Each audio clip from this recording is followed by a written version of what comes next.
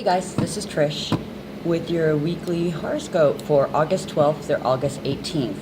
Okay, so Uranus went into retrograde last week along with the new moon partial solar eclipse in Leo. Venus is home in Libra. And this week, Mars is going to be in Capricorn, and that says ambition, determination, and extreme focus. And you're going to see all these other transits support that.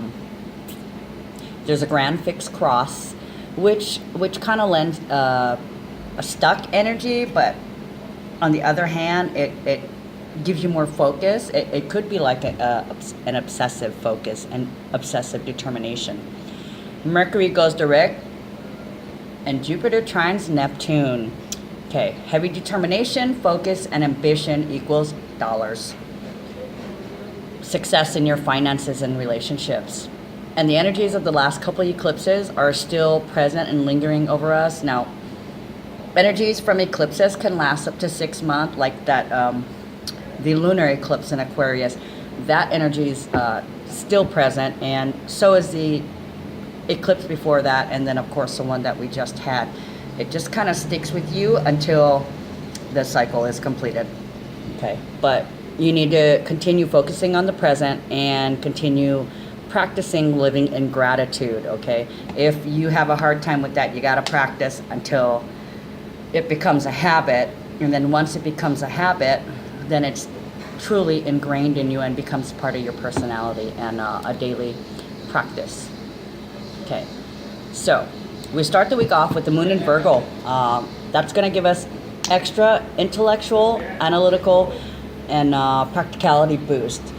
Common sense, seeking the truth, and long-term security are heightened as we're feeling the serious perfectionist, professional attitude. You're not feeling like suffering a fool, that's for sure. The North Node is still opposing South Node, and we're still diligently working to phase out old paradigms and conquer the blocks to our abundance. You're expanding and growing every day now, building upon new foundations, cementing your joy, and turning your dreams into reality.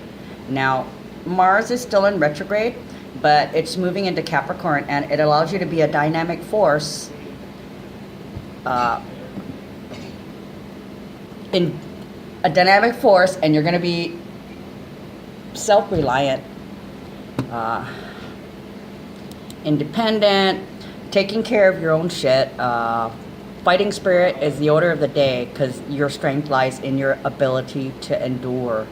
Okay, you will be feeling fierce, independent. Use your energy wisely. Okay, as your personal ambition is projecting into the private eye, people are starting to notice you and they're watching. Okay, the universe is watching you. With like the Kundalini and the Lion's Gate being activated last week too, you're feeling kind of hot-blooded still, but you managed to control your passions. Please control your passions, okay? Now, when I say passion, now it's a lot of loving energy, but some people, the passion could turn the other way and be aggressive. Hopefully not. Let's hope that these other transits, they've got good angles to them, and all this love and universal love and this unity will keep things going in a positive manner. But actually there's a lot of positive energy and vibrations in the transits, especially towards the end of the week. Okay, Monday you're gonna feel a little restricted because you're gonna have some old wounds brought to the surface. Okay, your ability to identify and express emotions, your emotions will be amplified. Your ability to identify, express them is going to be hindered. Might leave you emotionally drained and exhausted. And watch the volatility. There is a propensity for feeling volatile or expressing things in a volatile way. So try if you can control your passions, you can control the volatility, right? Make love, not war. So the moon enters Libra on Tuesday, cuddling up to Venus, bringing harmonious, balanced energy in all kinds of partnerships. Again, turning dreams into reality and learning all about self-respect. Okay, so, and Wednesday brings a recognition of needing healing. Otherwise, you're going to experience issues as a result, and that's going to leave you feeling even more restricted and limited. The moon in Scorpio Thursday brings even more ambition, focus, clarity, and resourcefulness in your passionate drive, and your willpower is solid. Okay, you have executive ability, high standards, and a pride of craftsmanship.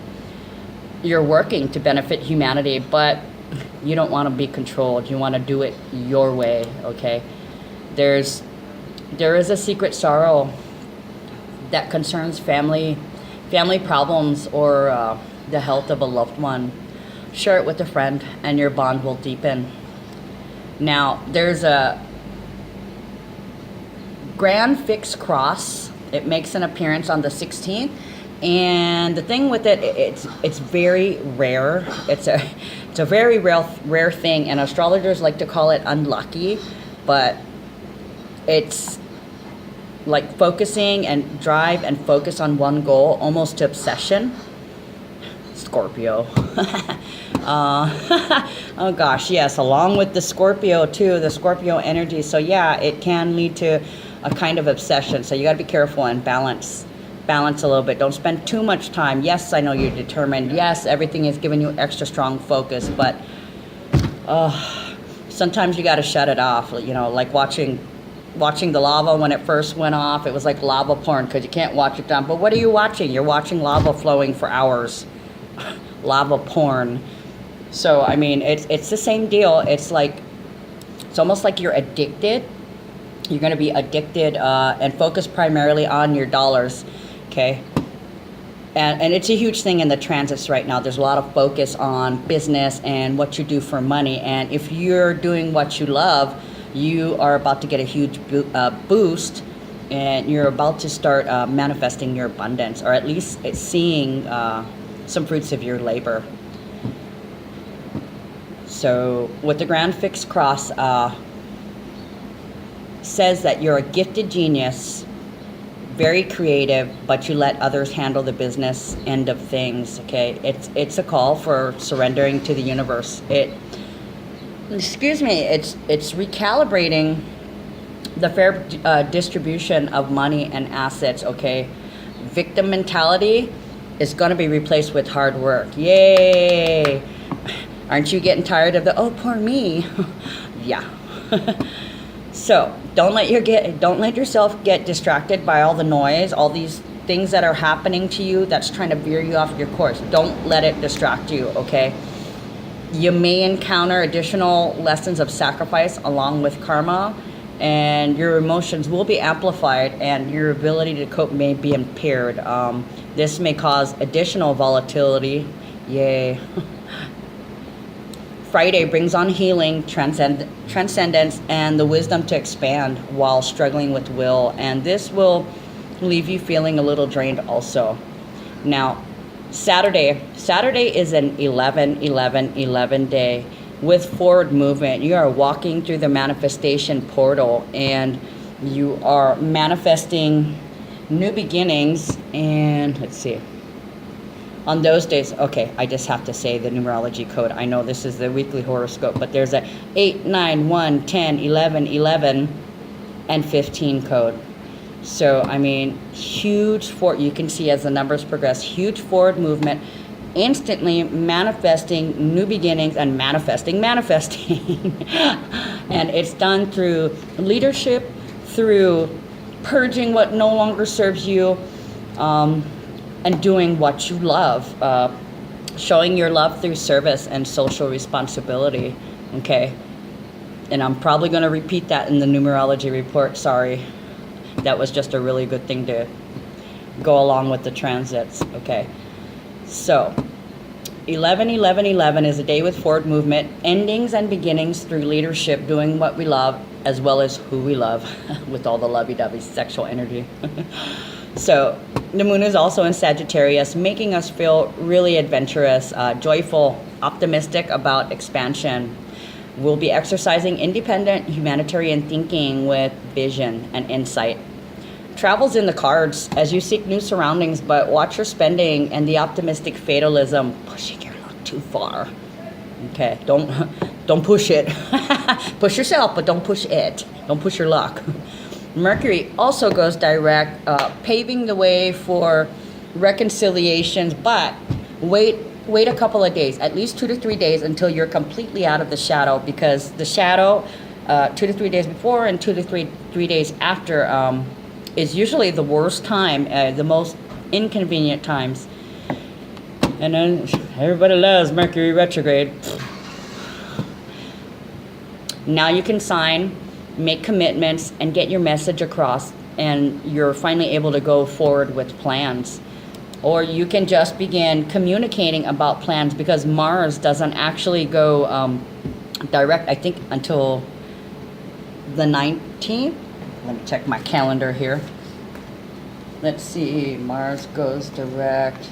Oh, excuse me, on the 27th, and that's Hawaii time.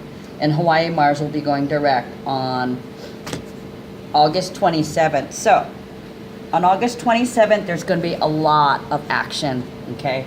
A lot of action, a lot of movement. Things will be back in full spin. And with Mercury going direct, it's very important to plan and not be impulsive, okay? Plan for that moment when you can move forward again with your energy and take action on whatever you're doing, relationships, business, whatever plans you may have had, or whatever plans you're gonna make, okay? So, also Saturday, Jupiter trines Neptune for the third and final time this year, and it's not gonna happen again for another 150 years. This is huge, huge spiritual unity. What can I say about that? I mean, the age of Aquarius, when we realize we're all one, and people are going to start realizing that astrology is a science, and that there definitely is something to it. And you know what? We know the moon controls the tides. It has direct effect on tides on the water. Well, you're mostly water, so the moon affects you.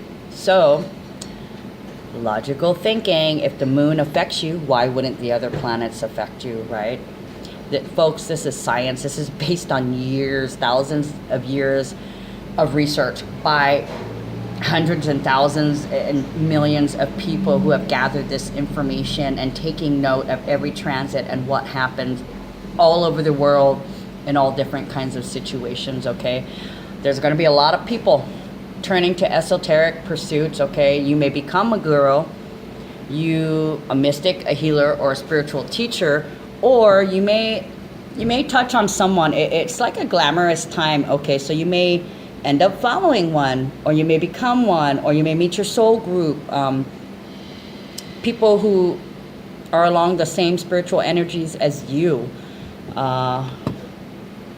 There's going to be heightening of psychic powers, spirituality, and a sense of unity and peace, okay? Lots and lots of love. It's just amazing the amount of love that's in the air right now. And it's nurturing love. It's real love. It's not false. It's real. I mean, people truly love people. And the thing is, with all this self-healing, all this is going to come from people truly loving themselves, okay? When you truly love yourself, you can love others because you're fulfilled. You're overflowing with love, okay? So you have plenty to give. You can pour some of your cup and give it to someone else because yours is full. So it's going to be extremely idealistic because people are starting to understand their own power, and they're recognizing that separation is an illusion, okay? Those who resist, they're going to be weeded out. Happiness and generosity abounds. Those of you who are twin flames and are in separation right now will have the opportunity to reunite. So it's time to focus on yourself. Nine of Pentacles, take care of yourself. Concentrate on building your empire, okay? Because that's what we're doing. We're taking care of ourselves. We're learning to love ourselves. And we're starting to feel self-respect for ourselves. So, once we feel that for ourselves, we're able to give that to other people. Okay, so this is going to be an interesting week.